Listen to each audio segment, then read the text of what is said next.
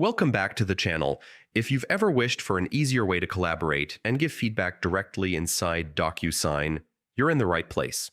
In this full 2025 guide, I'll walk you through how to enable and add comments in Docusign so you can streamline your document workflow and keep every conversation in one place.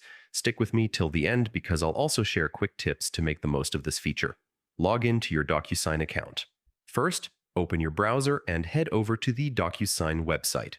Log in with your credentials, your email, and password. You'll land on your main Docusign dashboard. Go to the Admin section. Once you're logged in, look for the Admin option. You'll typically find this in the top navigation bar or the left side menu, depending on your layout. Click it to open the administrative settings for your account. Find the comment settings inside the Admin area. You'll see a variety of settings. Scroll or search until you find the Comments section.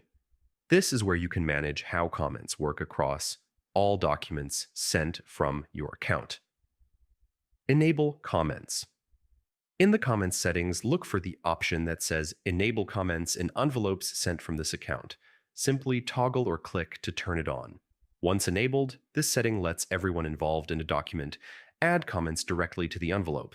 That means instant feedback, questions, or clarifications, right where they're needed. Start adding comments.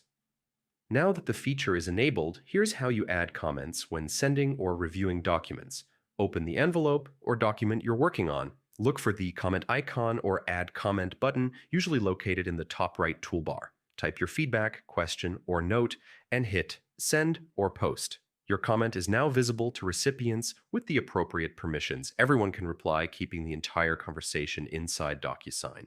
And that's it. You've just enabled and learned how to add comments in Docusign, making collaboration smoother and document management more efficient. If this guide helped you, give it a thumbs up and share it with your team. For more easy tech tutorials like this, don't forget to subscribe and hit the bell icon so you never miss an update. Thanks for watching. And I'll see you in the next video.